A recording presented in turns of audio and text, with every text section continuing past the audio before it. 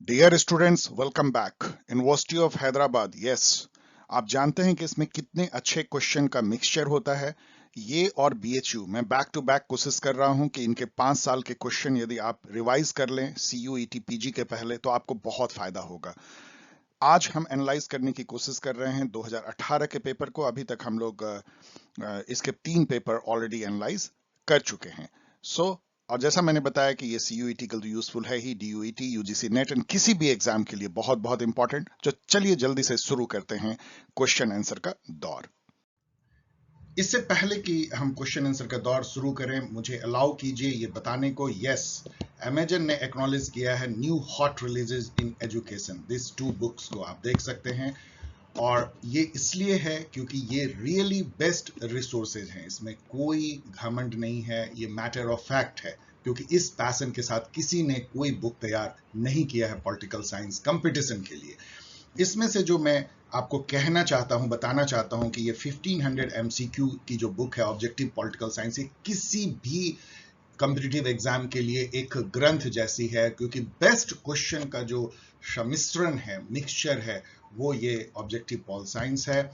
ये print replica है। इसका मतलब क्या होता है कि ये पीडीएफ फॉर्म में है, मतलब आप खोलेंगे तो किंडल ऐप में, लेकिन आप पढ़ रहे होते हैं एक पीडीएफ को। इसका बहुत ब्यूटी है क्योंकि पेजेस जो हैं वो कटते नहीं है, लेकिन कुछ फीचर किंडल के इसमें कम हो जाते हैं, लेकिन फिर भी आप नेविगेट कर सकते हैं चैप्टर वाइज। जो टेबल ऑफ कंटेंट, अदर जो फीचर किंडल के हैं वो इसमें रहती है।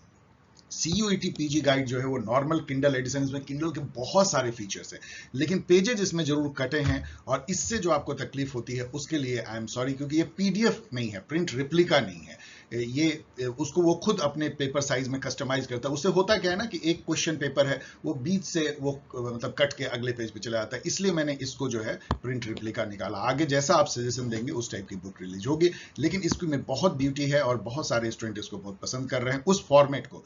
बुक तो ये one of the wonderful book है, सीयूईटी पीजी के लिए स्पेसिफिक लिखी गई है। इन सब का मैंने यहाँ पे डायरेक्ट लिंक दिया है। आपको कॉपी तो आप कर नहीं पाओगे, इसलिए मैंने डिस्क्रिप्शन में भी दिया है, आप आसानी से जाके इसको ले सकते हैं, नॉमिनल कॉस्ट पे अवेलेबल है। और डेफिनेटली मेरी सजेशन होगी कि इनको जरूर ले लीजिए। इवन एग्जामिनेशन के रात तक आप इसको परचेज कर सकते हैं और उससे फायदा उठा सकते हैं। यदि आप सीयूईटी नहीं दे रहे हैं और कोई और एग्जाम दे रहे हैं लाइक डीयूईटी, तो आपके लिए बेस्ट गाइड जो है ये है एग्जाम गाइड फॉर एंट्रेंसेस, जो मदर गाइड है फॉर ऑल एंट्रेंस टेस्टेड। सबके जो कंटेंट है वो लगभग अब एक जैसे हो गए हैं, लेकिन क्वेश्चंस अलग अलग हैं, फोकस अलग अलग है। ये कस्टमाइज है सीयूईटी पीजी के लिए, और ये एकदम डिफरेंट बुक है, केवल ऑब्जेक्टिव टाइप क्वेश्चन है। चलिए अब क्वेश्चन आंसर का करते हैं दौर शुरू। क्वेश्चन आंसर का दौर करते हैं अब शुरू। इससे पहले ये बहुत छोटा सा पेपर है, क्योंकि इसमें काफी पैसेज टाइप क्वेश्चन थे, तो 60 ही क्वेश्चन है, इसमें ज्यादा नहीं है, लेकिन बहुत अच्छे क्वेश्चन हैं। ऑलवेज हैदराबाद यूनिवर्सिटी मुझे खुश करता है। कुछ क्वेश्चन आर्बिट हैं जो कि उसके ऑब्जेक्टिव आंसर हैं, इसलिए मैं उसको आपको सलाह दूंगा कि उसको याद कर ले। इसे फर्स्ट क्वेश्चन ही वैसा है। तो चलिए शुरू करते हैं। पहला क्वेश्चन, जिसको आप आर्बिट थोड़ा सा कह सकते हैं, स्लाइटली आर्बिट, मैंने उसको आर्बिट वाले वीडियो में भी लिया है। विच of the following country has the institution of supreme leader, guardian council and assembly of experts? अब ये थोड़ा आपको लगेगा, क्योंकि अब ये ईरान का है। अब ईरान हमें क्यों जानना चाहिए? रसिया, ईरान, चाइना, ये सब हमारे पड़ोसी, हमारे उससे काफी नाते हैं, अच्छे बुरे जैसे भी। ईरान से तो काफी बहुत गहरा नाता है, हम तेल उससे इंपोर्ट करते हैं, और ईरान हमारा एक फ्रेंड भी है अरबियन कंट्री में, एक शिया कंट्री, जहां पे कि 1979 में रिवॉल्यूशन होता है, इस्लामिक रिवॉल्यूशन। उसके पहले पहलवी शाह डायनेस्टी का शासन था, जो कि लिबरल डेमोक्रेसी थी। अमेरिका के का बहुत उसको समर्थन होता था, लेकिन वहां तख्ता पलट जैसी हुई और अयतुल्ला खुमैनी के नेतृत्व में, उसके बाद से अमेरिका से उसके संबंध अच्छे नहीं हैं। तो ईरान के बारे में बहुत कुछ आपको पूछा जाता है, उसमें से ये भी जान लीजिए। Which of the following is are true about glorious revolution? Glorious revolution आपको कई जगह अपियर करता है। ये 1688-89 में होती है इंग्लैंड में, और यहीं से जो है पार्लियामेंट्री डेमोक्रेसी की वहां शुरुआत मानी जाती है। जॉन लॉक जो हैं, वो उनको ग्लोरियस रिवॉल्यूशन का अपोलोजिस्ट कहा जाता है, या डिफेंडर कहा जाता है। उन्होंने उसको डिफेंड किया था। उसमें हुआ क्या था? It establish the parliament as the primary ruling power. वहां किंग के पावर को डिमिनिश हो गया, और पार्लियामेंट जो है वो जो है एक तरह से रूलिंग हो गई। तो पार्लियामेंट्री डेमोक्रेसी उतनी पुरानी, सबसे पुरानी, वही बाद में कई कई कंट्री में बहुत बहुत बहुत सेंचुरीज के बाद हुआ। It establish the king as the primary ruling power. No, उल्टा है। मतलब Parliament became the primary ruling power. It also called the bloodless revolution. Yes, क्योंकि इसमें कोई खून खराबा नहीं हुआ था, अनलाइक जो प्यूरिटन रिवॉल्यूशन या जो सिविल वॉर हुआ था 1940s 50s का, उस तरह का यहाँ कुछ भी नहीं हुआ. It led to the deposition of James two and accession of Mary two. ये बिल्कुल सही है. तो ये 3 सही हैं, तो 1, 3 and 4. The African national Congress is political party इन. आपको पता है नेल्सन मंडेला इस पार्टी के थे, साउथ अफ्रीका. आसान क्वेश्चन है. The African National Congress is a political party. Oh, sorry. ये तो repeated है. The manipulation of district boundaries to create a stronger partisan vote and gain political advantage is technically called. ये तो मैंने अपने examination guide में भी दिया है. आप देखेंगे जेरीमेंडरिंग जो है. जेरीमेंडरिंग क्या है? बेसिकली आप जब टाइम टू टाइम जैसे पॉपुलेशन ग्रो करती है, एरिया चेंज होते हैं, तो हम लोग कंस्टिट्यूएंसी का डिलिमिटेशन होता है. डिलिमिटेशन मतलब क्या? मान लीजिए दिल्ली में कोई विधानसभा है, पहले ऐसा था, मान लीजिए इस टाइप का कोई विधानसभा, अब वो जो है कुछ समय बाद ये कट के ऐसा हो जाएगा, तो इस टाइप की. तो ये डिलिमिटेशन है, और ये डिलिमिटेशन में धांधली होती है, वो धांधली जेरीमेंडरिंग है. मतलब आप जैसे एग्जांपल लीजिए कि आपको लगता है कि मुस्लिम पॉपुलेशन जो है यहाँ बहुत ज्यादा है, तो आपने जेरीमेंडरिंग से उसको इस टाइप से डिवाइड कर दिया कि अब दोनों ही कंस्टिट्यूंसी में मुस्लिम जो है माइनॉरिटी में हो जाए, मतलब ज्यादा माइनॉरिटी में. तो इस टाइप का एक एग्जांपल मैंने दिया, उसको कोई और मत लीजिए. तो इस टाइप की इसको जेरीमेंडरिंग कहते हैं. बी इसका है. रूल ऑफ लॉ जो है, रूल ऑफ लॉ से ही डेमोक्रेसी में चलती है. इसका मतलब है कि एडमिनिस्ट्रेशन या एग्जीक्यूटिव जो प्रोसीजर स्टैब्लिश बाय लॉ है, उसी से वो काम करते हैं. आर्बिट्ररी काम पावर यूज नहीं करते हैं. तो इसका उल्टा हो जाएगा कि आर्बिट्ररी पावर को यूज करना. The governing parties emerge from the assembly. Government ministers are usually drawn from the and remain members of legislature. Such a government is described. Presidential, parliamentary, semi presidential, autocracy. आप जानते हैं ये तो India में यही होता है. आप इंडिया में देखिए, आपके prime minister, council of minister कहाँ से आते हैं? सब लेजिस्लेचर से आते हैं, लोकसभा या राज्यसभा से आते हैं, और उनको लोकसभा या राज्यसभा का मेंबर होना पड़ता है. वैसे कोई भी बिना मेंबर हुए पार्लियामेंट के भी यूनियन काउंसिल ऑफ मिनिस्टर में बन सकता है, लेकिन उसको 6 महीने के अंदर जरूर बन जाना चाहिए. तो इसलिए ये जो है पार्लियामेंट्री डेमोक्रेसी का एक कोर मतलब थीम है. सिविल सोसाइटी किसको बोलते हैं? ये मैंने बार बार बताया है कि एक स्टेट है और एक जो है सिविल सोसाइटी है.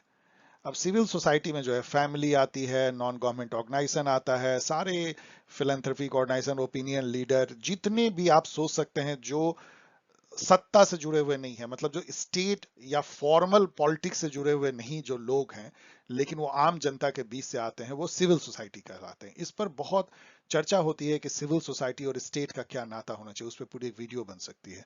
तो आप इसको कह सकते हैं कि ए सेट ऑफ वॉलंटरी एसोसिएशन, क्योंकि civic value of family member नहीं हो सकता, political opinion of A housing society नहीं हो सकता, ए सेट ऑफ फॉर्मल. अब देखिए, फॉर्मल पॉलिटिकल इंस्टीट्यूशन तो स्टेट का पार्ट हो गया, और जो सेट ऑफ वॉलंटरी एसोसिएशन जो है वो सिविल सोसाइटी का पार्ट हो गया. Judicial review is a feature of the constitutional practice in. तो सऊदी अरेबिया में तो आप नहीं कर सकते, वहां तो डेमोक्रेसी ही नहीं है. चाइना में भी डेमोक्रेसी नहीं है. यूके में बड़ी मजेदार है कि जुडिशियल रिव्यू की कोई परंपरा नहीं है. वहां पे जो पार्लियामेंट को सोवरेन सुप्रीम माना जाता है. और यूएसए में सबसे ज्यादा जो है जुडिशियल रिव्यू की है, यहां तक कि ड्यू प्रोसेस ऑफ लॉ पे भी कोर्ट घुस जाती है, जो इंडिया में भी लिया गया है. तो और इंडिया ने भी जुडिशियल रिव्यू लगभग वहीं से लिया है, इसलिए सही आंसर है D. Which of the following countries is an example of a mixed or semi-presidential system? तो सेमी प्रेसिडेंशियल सिस्टम होता क्या, पहले ये समझिए. जिसमें कि प्रेसिडेंशियल और प्राइम मिनिस्ट्रियल सिस्टम का एक मिक्सचर होता है. वहां पे जो प्रेसिडेंट होता है वो टिटुलर हेड नहीं होता है, जैसे इंडिया में है. उसको भी कुछ एग्जीक्यूटिव पावर होते हैं, और प्राइम मिनिस्टर को भी काफी पावर होते हैं. तो दोनों एक तरह से डुअल सेंटर ऑफ पावर है.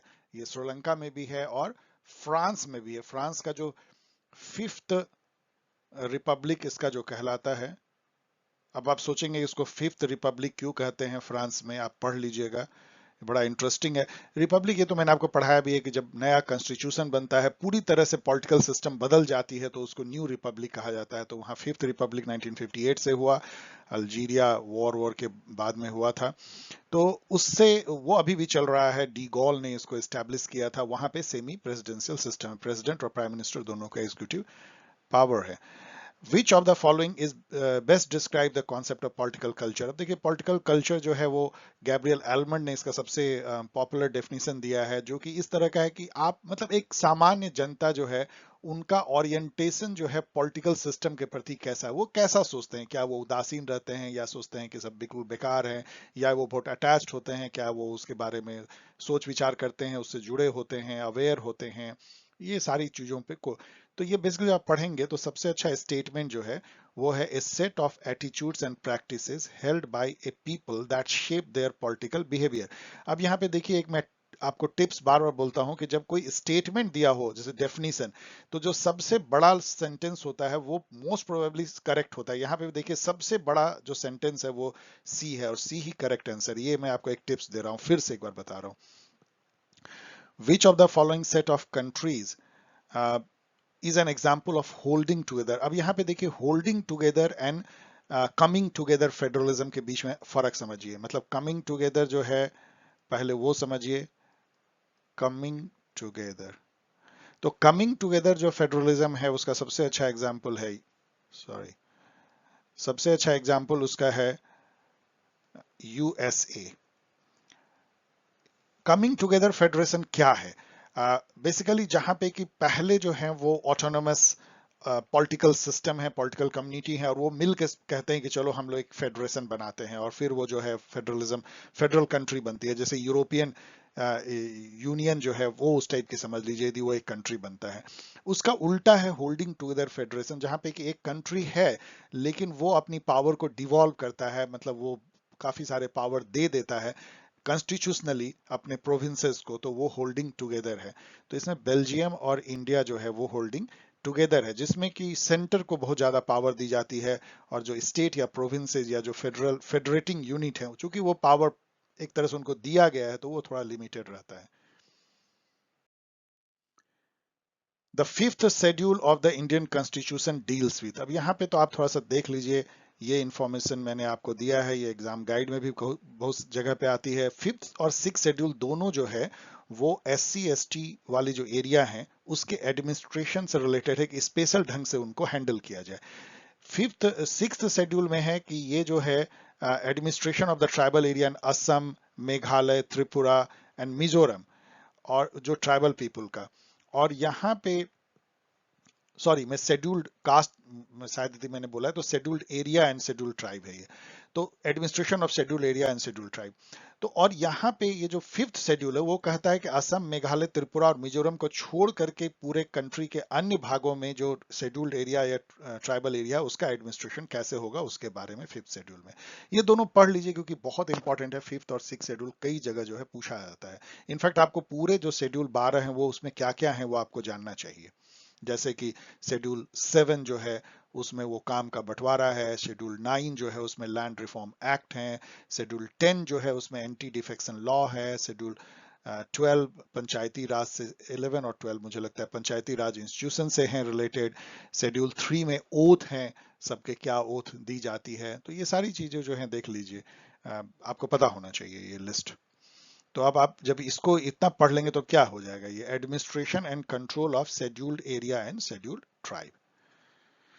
पब्लिक प्राइवेट पार्टनरशिप, जिसको कि PPP प्रोजेक्ट भी बोलते हैं, ये बहुत फेमस है, अभी बहुत वोग में है।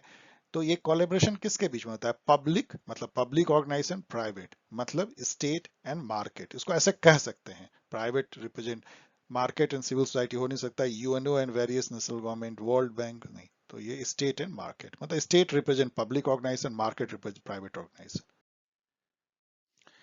ये बहुत अच्छा क्वेश्चन है। पार्लियामेंट्री प्रोसीडिंग प्रोरोगेशन और एडजॉर्नमेंट और डिसोल्यूशन के बीच में फर्क समझने के लिए समझिए। देखिए पहले समझिए एडजॉर्नमेंट क्या होता है। जैसे अभी लगातार एडजॉर्नमेंट हुई, पार्लियामेंट में हंगामा हो रहा है, तो जो स्पीकर है या प्रिजाइडिंग ऑफिसर है वो कहता है भाई चलो साइने डाई, एडजॉर्नमेंट 2 घंटे के लिए। तो वो एडजॉर्नमेंट है। प्रोरोगेशन क्या है? जैसे अभी ये हाउस बंद हो गई, अभी प्रोरोग हो गया, मतलब एक रिसेस कह लीजिए, फिर उसके बाद बैठेगा विंटर सेशन में, तो उसको प्रोरोगेशन बोलते हैं। ये प्रेसिडेंट के ऑर्डर से होता है और फिर प्रेसिडेंट रिकन्वीन भी करते हैं। और डिसोल्यूशन क्या है, जब इसका टर्म खत्म हो जाएगा लोकसभा का तो ये डिसॉल्व हो जाएगा, फिर जो है नई लोकसभा बनेगी। तो इसमें बिल का क्या फेट होता है, जो एडजॉर्नमेंट है उसमें कोई इफेक्ट नहीं पड़ता पेंडिंग बिल पे, पढ़ना भी नहीं चाहिए क्योंकि 2 घंटे बाद थोड़ी कोई लैप्स कर जाएगा। प्रोरोगेशन पे भी जब होता है तो उसका भी कोई इफेक्ट पेंडिंग बिल पे नहीं पड़ता है, जान लीजिए कोई इफेक्ट नहीं पड़ता है। लेकिन इन दोनों रॉन्ग है, ये दोनों कैसे? Prorogation of a session implies that pending bill in either house of the parliament are likely to lapse. No.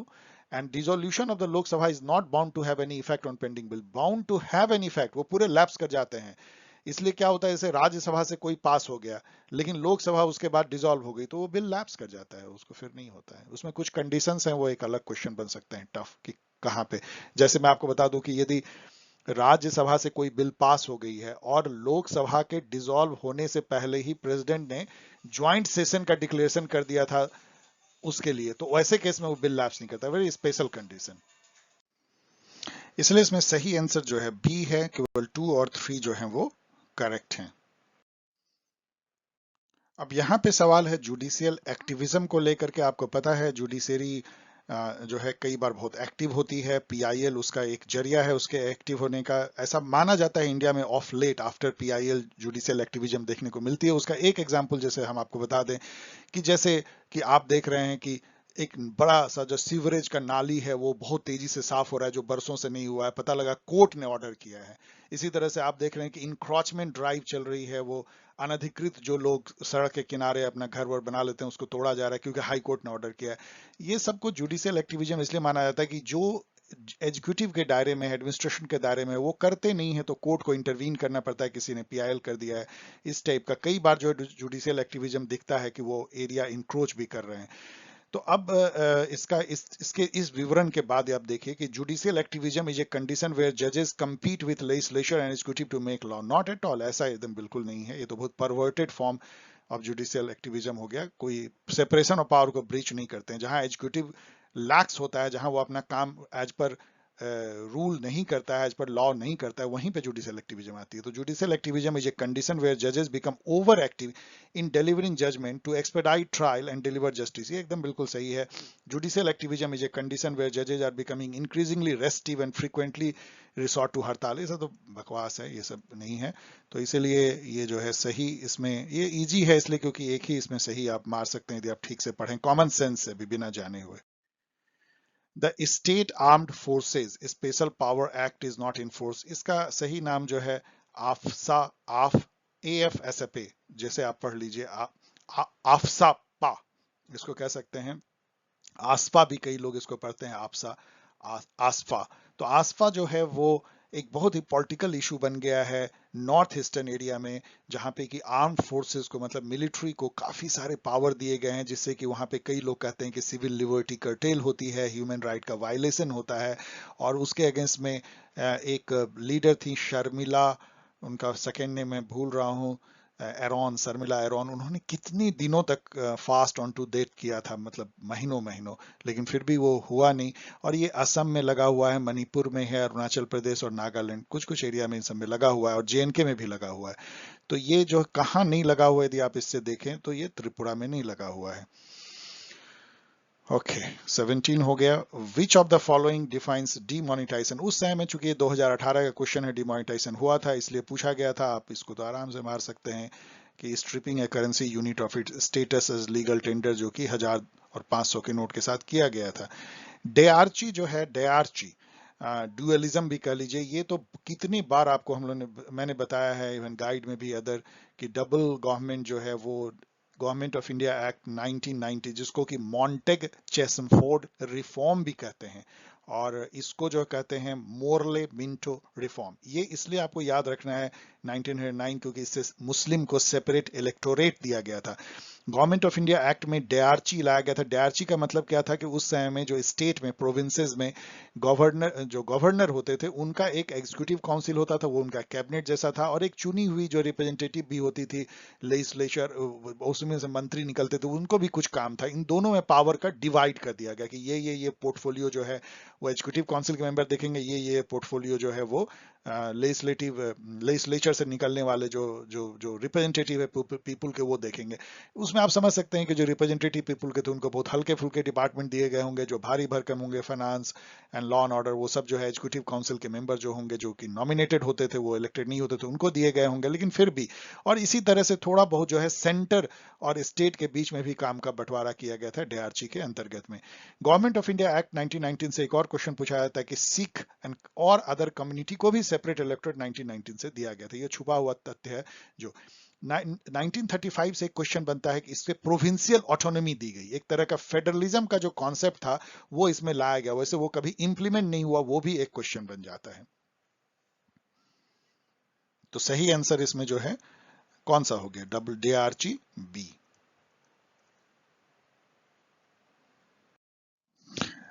20 number question देखिए, which of the following is the constitutional procedure regarding creation of legislative council in the Indian state. इससे पहले आप ये जानिए, यहां पे जो मैं बताना चाहता हूं, केवल 6 ही स्टेट हैं इंडिया में जहां पे कि बाई कैमरलिज्म है। बाई कैमरलिज्म मतलब दो हाउस, लोअर हाउस को कहते हैं लेजिस्लेटिव असेंबली और अपर हाउस को legislative council.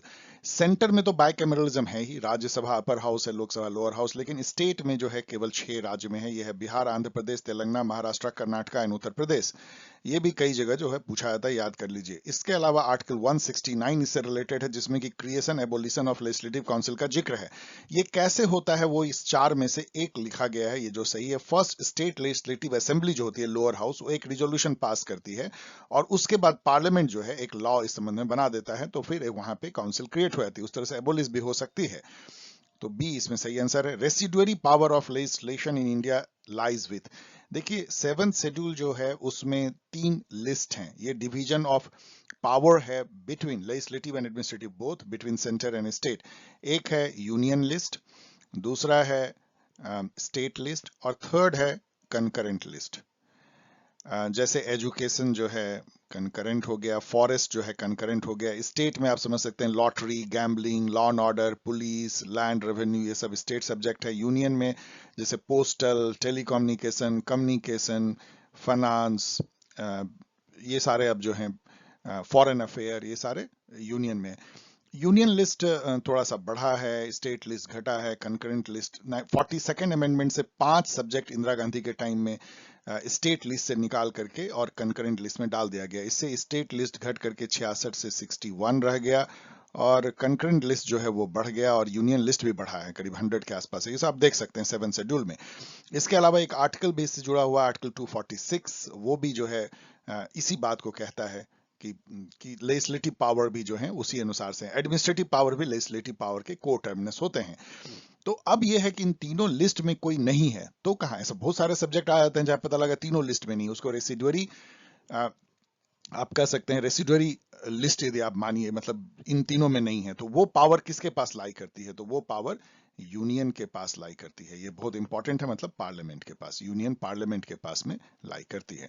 In which of the following, कई जगह जैसे कि यूनाइटेड स्टेट्स में, जहां स्टेट बहुत इंपॉर्टेंट है या काफी पावरफुल हैं, जो कमिंग टुगेदर फेडरेशन है, वहां पे रेसिडुअरी पावर जो है स्टेट के पास लाई करती है। In which of the following states Indian National Congress was the leading party after last assembly? ये तो अब इसका कोई मीनिंग रहा नहीं, उस समय गोवा थी, अब ये तो पुराना क्वेश्चन है, इसको भूल जाइए। 23rd नंबर क्वेश्चन देखिए, कॉलेजियम सिस्टम के बारे में। कॉलेजियम सिस्टम आपको कई जगह मैंने बताया है, गाइड में भी बताया है। ये कॉलेजियम सिस्टम जैसे ही आपको याद आए हैं, 3 जजेस जो डिसीजंस हैं, केसेज हैं, उसको भी याद कीजिए, जो 90s में हुए थे। फर्स्ट जजेस केस, सेकंड जजेस केस, थर्ड जजेस केसेस, और उसमें कैसे इवॉल्व हुआ एक पॉलिसी जिसको कॉलेजियम सिस्टम बोलते हैं। ये एक तरह से तो मतलब इंडिपेंडेंस ऑफ जुडिशरी को बरकरार रखने में हेल्प भी करता है, लेकिन कई लोग इसको फ्राउन भी करते हैं। एक और इससे रिलेटेड क्वेश्चन पूछा जाता है कि इसको खत्म करने के लिए जो गवर्नमेंट है, बीजेपी गवर्नमेंट 2015 में एनजीएसी अमेंडमेंट लेकर के आई। उसमें था नेशनल जुडिशियल अपॉइंटमेंट कमीशन बैठेगा, उसमें बहुत सारे मेंबर होंगे, सत्ता के भी, विपक्ष को भी, जुडिशरी और चीफ जस्टिस, और वो मिल करके जो है वो जजेस के अपॉइंटमेंट और ट्रांसफर का रिकमेंडेशन देंगे सरकार को। लेकिन उसको बेसिक स्ट्रक्चर डॉक्ट्राइन पे सुप्रीम कोर्ट ने डस्टबिन में डाल दिया। उस अमेंडमेंट को पढ़ा, तो मेमोरी से बोल रहा हूँ, 99th अमेंडमेंट था, आप चेक कर लीजिएगा। ये भी एक क्वेश्चन बनता है, बहुत इंटरेस्टिंग क्वेश्चन। देन अब घूम फिर करके बात आती है कॉलेजियम सिस्टम है क्या। वो कॉलेजियम सिस्टम यही है कि चीफ जस्टिस और 4 सीनियर मोस्ट जजेस मिलकर के एक कॉलेजियम, कॉलेजियम मतलब कि जो वरिष्ठ लोगों का जो एक समिति कह लीजिए कहीं पे, वो बैठते हैं और जितने जजेज हैं हाई कोर्ट और सुप्रीम कोर्ट में, उसके अपॉइंटमेंट होना हो चाहे ट्रांसफर होनी है, उसको रिकमेंडेशन गवर्नमेंट को देते हैं और उसी रिकमेंडेशन पे गवर्नमेंट जो है बाउंड होती है एक्ट करने के लिए। कॉलेजियम सिस्टम है। तो रिकमेंड्स अपॉइंटमेंट ऑफ जजेस टू सुप्रीम कोर्ट। इससे समझिए कितने 6-7 क्वेश्चन बन सकते हैं जो मैंने अभी बताया। गुड्स एंड सर्विसेज टैक्स कैसा है, ये तो बहुत आसान क्वेश्चन, आपको पता है कि जीएसटी एक इनडायरेक्ट टैक्स है। जो income tax and corporate tax जो है डायरेक्ट टैक्स होता है। डायरेक्ट टैक्स वो होता है जो सीधा एक व्यक्ति पे लागू होता है। जैसे इनकम टैक्स है तो मेरे ऊपर लागू हो रहा है, दूसरे को उससे कोई मतलब नहीं है। लेकिन इनडायरेक्ट टैक्स ऐसा है जो किसी व्यक्ति पे लागू नहीं होता है, पूरे समाज पे एक साथ लागू होता है। एक जो भिखारी है, बेगर है, वो भी जब 1 किलो नमक खरीदेगा तो उसको भी 1 रुपए का जीएसटी देना पड़ेगा। और यदि मुकेश अंबानी जी भी खरीदेंगे 1 किलो नमक तो उनको भी 1 ही रुपया टैक्स देना पड़ेगा। ये जो है इनडायरेक्ट टैक्स का चोट है जो सब पे बराबर पड़ती है। इसीलिए कहा था इनडायरेक्ट टैक्स बहुत ज्यादा घातक होती है। गिफ्ट टैक्स तो ये है कि आप किसी को गिफ्ट देते हैं तो उसके ऊपर टैक्स लगती है। प्रॉपर्टी, यदि आपके पास एक लिमिट से ज्यादा है तो प्रॉपर्टी टैक्स आपको देना पड़ सकता है, म्युनिसिपल अथॉरिटी को भी देते हैं। तो इनडायरेक्ट टैक्स है। ये तो बहुत सिंपल क्वेश्चन है, लेकिन यहाँ पे और बहुत सारे क्वेश्चन जीएसटी से पूछे जाते हैं। जैसे कि जीएसटी किस कॉन्स्टिट्यूशनल अमेंडमेंट से आई, तो वो 101st अमेंडमेंट से आई थी। ये बहुत इंपॉर्टेंट क्वेश्चन है। देन उससे खराब क्वेश्चन ये पूछा जाता है कि इसमें से कौन आर्टिकल जीएसटी से रिलेटेड है। अब देखिए 5-6 आर्टिकल रिलेटेड है, खास करके जो मैंने बोल्ड में दिया है 246A, ये बहुत इंपॉर्टेंट है, पढ़ लीजिएगा। 279A भी बहुत इंपॉर्टेंट, जीएसटी काउंसिल से रिलेटेड है, और तो अनइंपॉर्टेंट है लेकिन पूछे जाते हैं। एक डीयू में तो एक बार इसको मैच करने के लिए दे दिया था, वेरी वेरी बैड क्वेश्चन। लेकिन यदि आप बहुत अपने माइंड को शार्प मानते हैं याद करने में तो ये सबको याद कर लीजिए। Which of the following organization is associated with the protest against the release of the Indian film Padma? ये तो उस समय का करंट इवेंट था, कोई ऐसी इंपॉर्टेंट नहीं है, करनी सेना थी। तो 26 नंबर क्वेश्चन देखिए, अकॉर्डिंग टू कौटिल्य द कौटिल्यज अर्थशास्त्र गोपा क्या है। अब ये क्वेश्चन जो है ये हैदराबाद का स्पेसिफिक है। गोपा, कर्णिका, राजुकाज, ये सब पूछते हैं। ये अर्थशास्त्र में दी हुई है, वो सब अशोकाज के टाइम में, या अशोका के टाइम में तो नहीं कहना चाहिए अर्थशास्त्र में, लेकिन जो चंद्रगुप्त मौर्य से लेकर के जो मौर्य वंश में जो एडमिनिस्ट्रेशन के जो कुछ ऑफिसर्स थे उसका जिक्र कुछ कुछ बुक में मिलता है। अब क्वेश्चन सेटर उसको पूछ देते हैं, ये बहुत टफ क्वेश्चन बन जाता है, आर्बिट जैसा हो जाता है। मैंने आर्बिट क्वेश्चन में भी लिया है। गोपा जो है वो कुछ विलेजेस के हेडमैन थे जो कि रेवेन्यू भी कलेक्ट करते थे, रेवेन्यू कलेक्टर यहाँ कह सकते हैं। कार्निका जो है अकाउंट्स ऑफिसर होते थे। राजुकास जो है अशोका ने नियुक्त किया था, जुडिशियल ऑफिसर होते थे। Which of the following department is under ministry of home affairs government of India. अब ये आपको नहीं पूछना चाहिए क्योंकि इतना कंफ्यूजिंग है कौन डिपार्टमेंट किसके अंदर में है। जैसे होम मिनिस्ट्री के अंदर में जनरली पुलिस डिपार्टमेंट होती है, पुलिस, पैरामिलिट्री फोर्सेज, ये सब होम मिनिस्ट्री के अंदर आती हैं। इसके अलावा डिपार्टमेंट ऑफ ऑफिशियल लैंग्वेज भी जो है होम मिनिस्ट्री में, तो हिंदी डिपार्टमेंट भी होम मिनिस्ट्री के अंदर ही आती है। डिपार्टमेंट ऑफ हाउसिंग जो है हाउसिंग एंड अर्बन डेवलपमेंट के अंदर आती है। डिपार्टमेंट ऑफ एटॉमिक एनर्जी जो है, एटॉमिक एनर्जी सेपरेट मिनिस्ट्री ही है या डिपार्टमेंट है, ऑटोनोमस मतलब independent. And department of ex service man welfare, ये किसके अंदर आती है पता नहीं, देख लीजिएगा। Y K Alagh committee report submitted to the UPSC in 2001 is about reform in civil services exam. अब इससे रिलेटेड मैंने सारी अपनी गाइड से ही कॉपी पेस्ट दे दिया है। कोठारी कमिटी 1976 में बैठी थी, इसने 3 स्टेज कर दिया सिविल सर्विसेज एग्जाम को, प्रीलिम्स, मेन एंड इंटरव्यू, जो अभी भी चल रही है। सतीश चंद्रा कमिटी 1989 में उसने एसए पेपर इंट्रोड्यूस किया। वाई के अलग कमिटी ने सी सैट का जिक्र किया था जो अभी होती है। होता कमिटी 2004 में थी, एज को उन्होंने कहा था घटा दो, मानी नहीं गई। एप्टीट्यूड टेस्ट होना चाहिए, ये अब होती है। और सेकंड एडमिनिस्ट्रेटिव रिफॉर्म कमेटी जो वीरप्पा मोइली चेयरमैन थे, उन्होंने 2008 में रिकमेंडेशन दिया। C SAT and present model जो अभी चल रही है वो सेकंड एडमिनिस्ट्रेटिव रिफॉर्म के अनुसार ही चल रही है। Of the following, which was the first state in India to implement e-Vidhan system to turn legislative assembly into a paperless one? अब ये तो केवल आपको याद है तो है, नहीं याद है तो नहीं याद है। हिमाचल प्रदेश था उस समय में, करंट इवेंट में होगा। ई विधान जो है एक सिस्टम है पेपरलेस विधानसभा, उसको सबसे पहले इंप्लीमेंट हिमाचल प्रदेश ने किया होगा। The controller and auditor general of India, इससे तो कितने ही क्वेश्चन बनते हैं, submits its report relating to the accounts of the union, to किसको वो सबमिट करता है। तो देखिए यहाँ पे पहले देखिए आर्टिकल 151, पहले तो आप आर्टिकल 148 को याद कीजिए, क्योंकि ये पूछा जाता है इसी आर्टिकल में सीएजी का लिखा हुआ है कि सीएजी कैसे बनेगा, कौन अपॉइंट होगा, ये सब सारी चीजें, तो ये बहुत इंपॉर्टेंट हो जाता है। फिर आर्टिकल 151 में है report of the CAG relating to accounts of the union shall be submitted to the president who shall cause them to be laid before the house of parliament। तो एक तो क्वेश्चन ये बन गया जो उन्होंने पूछा है कि किसको वो सबमिट करते हैं। दूसरा क्वेश्चन बनता है कि वो फिर पार्लियामेंट में ले होती है। तीसरा क्वेश्चन बनता है पार्लियामेंट में कौन कमिटी उसको देखती है, उसका नाम है पब्लिक अकाउंट कमेटी। फिर चौथा क्वेश्चन बनता है कि क्या पब्लिक अकाउंट कमेटी का जो हेड होता है वो बाय कन्वेंशन अपोजिशन लीडर होता है। यस, बाय कन्वेंशन, कोई रूल नहीं है, लेकिन बाय कन्वेंशन अपोजिशन लीडर को पीएससी का हेड बनाया था। वही सीएजी के रिपोर्ट को अध्ययन करते हैं और फिर उस पर डिस्कशन डिबेट होती है, पार्लियामेंट में पास की जाती है उसको। तो इसलिए सही आंसर है इसमें सी, और इससे 4-5 क्वेश्चन आप निकाल सकते हैं। अब ये तो बहुत ही आसान क्वेश्चन है, हॉथरोनियन एक्सपेरिमेंट, आपको छूटते ही आप बोलेंगे इल्टन मायो ने किया था। इसी पे जो है ह्यूमन रिलेशन अप्रोच या ह्यूमन रिलेशन थ्योरी उन्होंने पब्लिक एडमिनिस्ट्रेशन में दिया था। इससे कितने ही क्वेश्चन बन सकते हैं, अब मैं यहाँ नहीं बता रहा हूँ। उसमें जो 4 एक्सपेरिमेंट थे उसका क्रोनोलॉजी तक पूछते हैं कि पहले कौन हुआ था, बाद में कौन हुआ था, और उसके अंदर क्या हुआ था, वो भी कई जगह टफ क्वेश्चन में पूछते हैं। ये तो सबसे आसान क्वेश्चन हो सकता है। Which of the following statements about Lokayukta in India are true, और is और are true, मतलब एक से अधिक भी हो सकता है।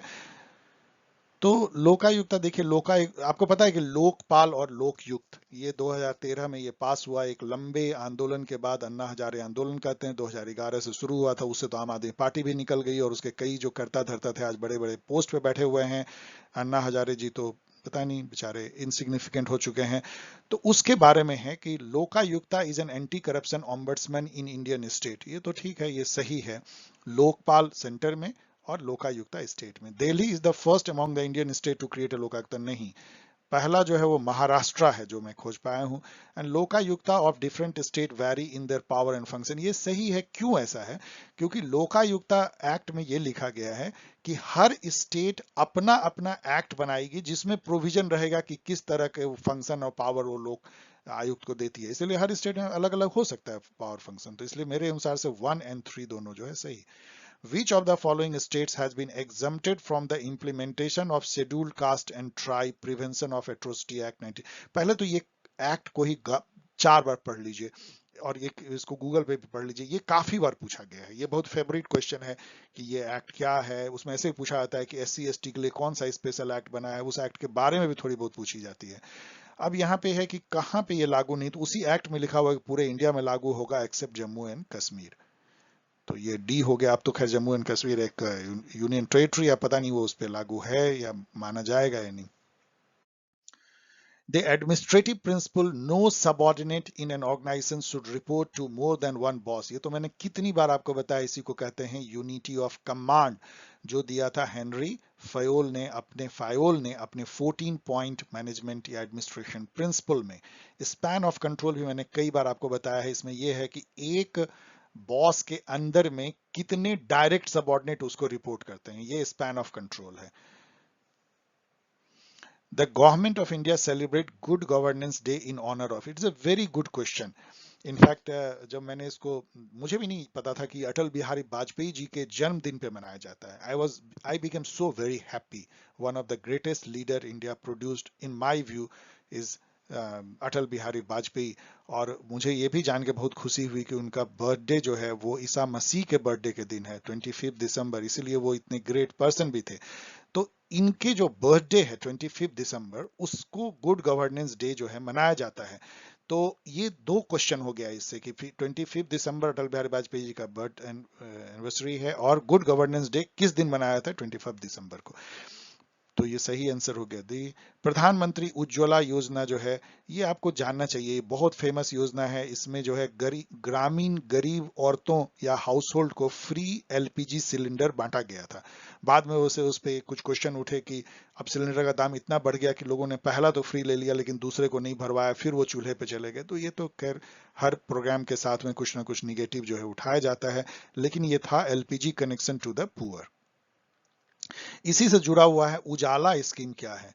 कई बार जो है आपको उजाला पूछा जाएगा। उजाला स्कीम जो है वो मार्केट ड्रिवन था, कोई सब्सिडी नहीं थी, जिसमें कि एलईडी बल्ब जो है वो लगाना था पूरे इंडिया में, सस्ते से सस्ते रेट पे मुहैया कराना था लोगों को, जिससे कि एलसीडी को और जो नॉर्मल बल्ब होता है उसको बदल के एलईडी कर दिया जाए, जिससे कि ऊर्जा की बचत होगी। Ujala scheme. Which among the following is not part of Panchsheel. Panchsheel पे बहुत क्वेश्चन पूछा जाता है फॉरेन रिलेशन से। पंचशील जो है इंडिया चाइना के बीच से उभरा हुआ जो है फॉरेन पॉलिसी का एक डॉक्यूमेंट था, जो कि जो ट्रीटी ऑफ वेस्टफेलिया से थोड़ा और फ्यूचरिस्टिक और अच्छा था। ये इसके 5 प्रिंसिपल थे, आप यहाँ पढ़ लीजिएगा। मैं अभी पढ़ूंगा तो काफी देर लगेगा, इसको जरूर याद कर लीजिए। अब इसमें जब देखेंगे तो ये उसमें नहीं है, मल्टीलेटरल एंगेजमेंट बिल्कुल नहीं है, इसीलिए ही सही आंसर है, क्योंकि नॉट है यहाँ। India is not a full member of Asian का मेंबर नहीं है इंडिया, इसलिए सही यही है। संघाई कॉपरेशन का मेंबर है, सार्क का मेंबर है, बिम्स्टेक का तो मेंबर है ही। 38 parallel is the boundary line. अब देखिए पिछला जो 2019 था उसमें उन्होंने 17th पैरेलल पूछा था, फिर उन्होंने जो है 49th पैरेलल पूछा। तो ये आप देख सकते हैं कि किस तरह से ये पैरेलल लाइन जो है लगातार पूछ रहे हैं। तो ये जो है साउथ कोरिया नॉर्थ कोरिया के बीच में है, तो सारा लाइंस को आप याद कर लीजिए, इसलिए मैंने गाइड में एक ही जगह सारा लाइन दे दिया है। जो मैंडेट सिस्टम है, ये तो टफ क्वेश्चन हो जाएगा। मैंडेट सिस्टम बाद में यूनाइटेड नेशन में उसको ट्रस्टीशिप स्कीम में बदल दिया गया। वो एक लीग ऑफ नेशन का था। लीग ऑफ नेशन में ये था कि वर्ल्ड वॉर 1 के बाद बहुत सारे ऐसे टेरिटरी थे जो नो मैंस लैंड, हारे हुए, इधर उधर, उसको गवर्न कौन करेगा, तो उसको यूनाइटेड लीग ऑफ नेशन ने ये मैंडेट था उनको कि एक कमिटी जो है वो दे देगी, इसका एडमिनिस्ट्रेशन ये कंट्री करेगा, लाइक दैट। बाद में उन सबको ट्रांसफर जो है ट्रस्टीशिप काउंसिल में कर दिया गया, वो भी बाद में खत्म कर दिया गया। तो लीग ऑफ नेशन है। अब ये भी 41 जो है डिफिकल्ट क्वेश्चन बन जाएगा, 8888 अपराइजिंग, लेकिन आगे कभी आपको डिफिकल्टी नहीं होगी, क्योंकि इतना यूनिक फैक्ट है। ये म्यांमार में ये रिवॉल्यूशन हुआ था, और उसी से आंग सान सू ची जो है उनकी जो डेमोक्रेटिक लीडर हैं, वो उभर करके आई थी, और उसके बाद तो उनका भी शासन हुआ। ये अगेंस्ट हुंता हुआ था। हुंता मतलब जुनता इसको पढ़ते हैं, जो मिलिट्री जो रूल था वहां, उसके अगेंस्ट में अपराइजिंग थे। Which of the following is not an African regional organisation. ये तो बहुत ही ऑब्सक्योर टफ क्वेश्चन है। ये सब हैं, सबका फुल फॉर्म आप देख सकते हैं, केवल ये नहीं है, इसलिए सही आंसर ये है। सोशलिज्म इन वन कंट्री, कल ही मैंने दिया है, ये रिपीटेड क्वेश्चन है, इन्होंने दूसरी बार पूछ दिया है। तो आप इससे आप ये भी क्लू निकाल सकते हैं कि ये 5 साल का क्वेश्चन आप देखेंगे एसयू का या HOUH का, UOH का कह लीजिए, सॉरी, यूनिवर्सिटी ऑफ हैदराबाद का, तो आपको कुछ क्वेश्चन रिपीटेड मिलेंगे। जामिया में तो वो 5 से 7 क्वेश्चन रिपीट थे, यहाँ पे हो सकता है 2 से 3 क्वेश्चन रिपीटेड हो जाए, लेकिन थीम तो इतना रिपीट हो रहा है कि आप बहुत अच्छे से इसका पैटर्न को समझ सकते हैं। तो ये जोसेफ स्टालिन ने बुखारिन के साथ दिया था, और क्या था ये पिछला वीडियो में आप देख लीजिए। कंसर्ट ऑफ यूरोप जो है मैंने आपको बताया भी है, मैंने आपको पढ़ाया है, और अपने गाइड में भी दिया है, कई जगह दिया है, बहुत इंपॉर्टेंट है ये। यहाँ पे देखिए मैंने एडिशनल इन्फॉर्मेशन फिर से एक बार आपको दिया है। कंसर्ट ऑफ यूरोप जो है ये 1814-15 में, आपको याद है वाटरलू हुआ था, बोनापार्ट हार गए थे, नेपोलियन। तो उसके बाद जो 5 ग्रेट पावर के बीच में एक तरह का बैलेंस ऑफ पावर था, Austria, France, Prussia, Russia and UK.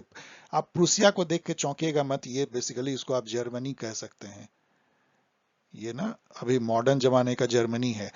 Prussia पहले उसको कहलाता था। उसी प्रूसिया के प्राइम मिनिस्टर थे बिस्मार्क, जिन्होंने इसको जर्मनी के में बदल दिया एक यूनिफाइड नेशन में 1871 में। ये भी क्वेश्चन पूछा जाता है। ऑस्ट्रिया भी आप सोचेंगे कि इतना बड़ा कंट्री था, तो उस समय ऑस्ट्रो हंगेरियन एम्पायर था। अब उसका अधिकतर पार्ट जो है जर्मनी में मिल चुका है। ऑस्ट्रिया बहुत छोटा सा एक कंट्री बच गया है। एंड यूके, रसिया, फ्रांस तो अभी भी जो है एक बहुत बड़ी पावर है।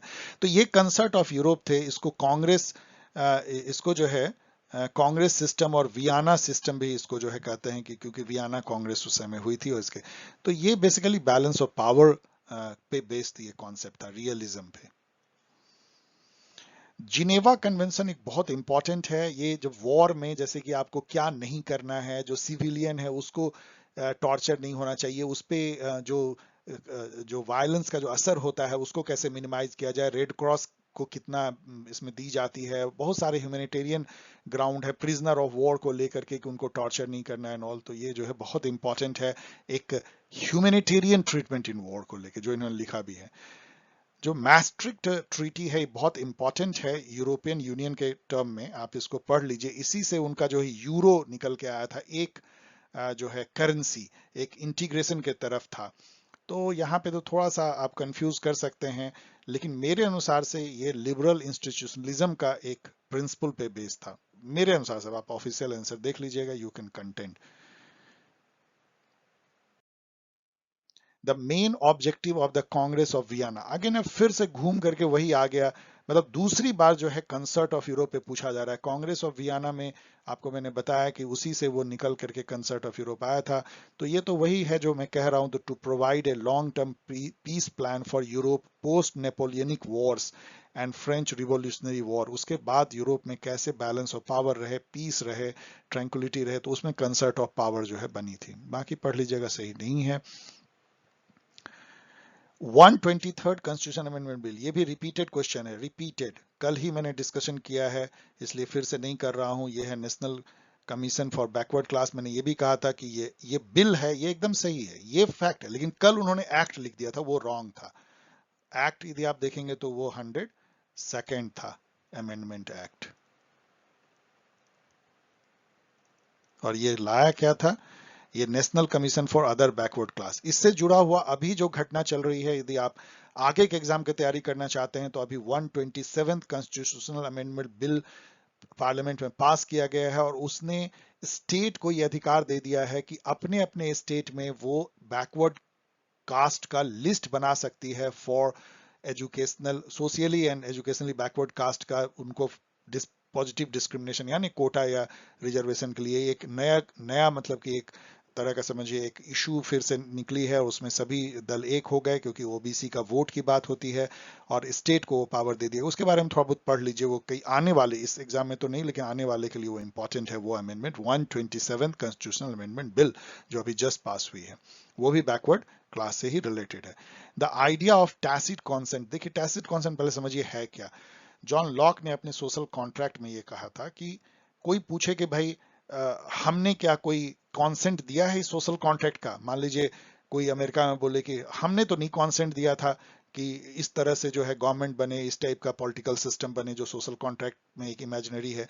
तो लॉक ने कहा कि देखिए, बीइंग द फैक्ट कि आप यहाँ पैदा हुए हैं और आपके फोर फादर जो हैं उन्होंने ये कॉन्ट्रैक्ट किया था, माना जाए तो आपका टैसिट कॉन्सेंट है। मतलब टैसिट मतलब होता है कि मौनम सम्मति लक्षणम जिसको बोलते हैं, मतलब यदि आप कुछ ना कहें, यदि आप ना नहीं कहें तो उसको हाँ माना जाएगा, तो वो उसको टैसिट कॉन्सेंट बोलते हैं। जॉन लॉक ने ऐसा कहा था।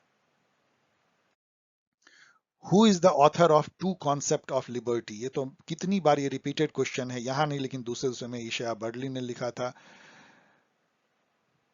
मैच यहाँ पे जो है थॉमस कुन और कार्ल पॉपर को, एक बार मैं आपको बोलता हूँ कहीं आपको काम आ जाए। थॉमस कुन ने जो है वो दिया था पैराडाइम चेंज का कॉन्सेप्ट। मैंने आपको कई जगह बताया भाई कि पैराडाइम क्या होता है और कैसे पैराडाइम जब शिफ्ट कैसे होता है। एंड कार्ल पॉपर ने ये बताया था कि साइंटिफिक थ्योरी कौन सा है। साइंटिफिक थ्योरी वो है जो कि फॉल्सिफाई किया जा सके, मतलब एक्सपेरिमेंट या ऑब्जर्वेशन या फैक्ट के बेसिस पे यदि किसी थ्योरी को हम फॉल्स ठहरा सकते हैं, यदि पॉसिबिलिटी, तभी वो थ्योरी साइंटिफिक है। कहने का मतलब यह है कि जिस थ्योरी को आप फॉल्सिफाई नहीं कर सकते वो आइडियोलॉजी है, वो थ्योरी नहीं है। Match the following books with their author, तो ये तो बहुत आसान होना चाहिए। रिपब्लिक आपको पता है कि ये प्लेटो ने लिखा है, उनकी बुक है।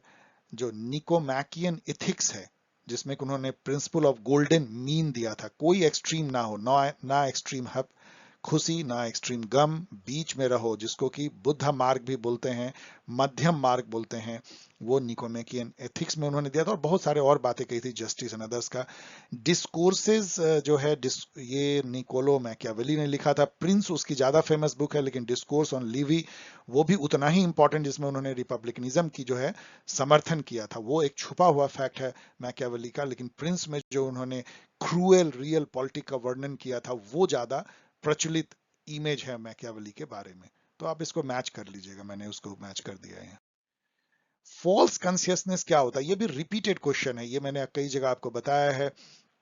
कॉन्शियसनेस होता क्या है, मतलब आप अपने बारे में क्या आइडिया फ्रेम करते हैं और दुनिया के बारे में जो सोशल रिलेशन है उसके बारे में क्या आपके दिमाग कैसे उसको फ्रेम अप करता है, उसको कॉन्शियसनेस बोलते हैं, जो कि हमारे सेंस से आता है, जो हमारा जो सोचने की शक्ति है, रीजन, उससे भी वो गाइडेड होता है। उससे हम एक कॉन्शियसनेस डेवलप करते हैं और उसी से हम वर्ल्ड को समझने की कोशिश करते हैं। तो इसमें आप यदि पढ़ेंगे तो अ, अब यहाँ पे अगेन देखिए सबसे बड़ा स्टेटमेंट कौन है। ये छोटा है, उससे बड़ा ये है, उससे बड़ा ये, सबसे बड़ा ये है। ये दोनों लगभग बराबर हैं लेकिन ये थोड़ा बड़ा है, तो इसको सीधा आप टिक मार सकते हैं। और यही सही है, यानी inability to see things as they are, specially social relations as they really are. One of the thing is like this, मतलब आप सोशल रिलेशन को ठीक से जो है मतलब रॉन्गली आप इंटरप्रेट करते हैं, बिकॉज आपका जो कॉन्सियसनेस है वो फॉल्स डेवलप होता है। और फॉल्स कॉन्सियसनेस डेवलपमेंट का एक एग्जाम्पल जो है वो जैसे इन्होंने दिया था, मार्क्स ने भी दिया था, लेकिन मैरी वोस्टनक्राफ्ट बोलती है जैसे कि जेंडर जो नॉर्म होता है वो एक फॉल्स कॉन्सियसनेस वोमेन में पैदा करता है। और वो जिस तरह से उनका कॉन्सियसनेस बनता है उसमें वो रिलेशन को, मैन वोमेन के रिलेशन, अपने मदर होने का, अपने वाइफ होने का जो रिलेशन है उसको वो फॉल्सली जो है वो जनरेट करती हैं और उस पर एक्ट करती हैं, इसलिए वो फॉल करती हैं। फासिज्म का जो लिटरल मीनिंग है मैंने आपको बताया है, ये तो फासक से आता है, मतलब कि एक लकड़ी का बंडल या रॉड को बांध दीजिए, तो वो उसका सिंबल भी था। वो एक ईगल के चोंच में फासिस बंधा हुआ जो मुसोलिनी ने बनाया था, उससे मतलब ये है कि स्ट्रेंथ, स्ट्रेंथ का होता है इसमें। अब यहाँ पे बड़ा इंटरेस्टिंग क्वेश्चन है क्योंकि ये तीनों किताब जो है वो गांधी जी ने लिखा है, तीनों। तो ये एक यूनिक क्वेश्चन है जो इसमें कि तीनों ही ऑप्शन ऐसे हैं।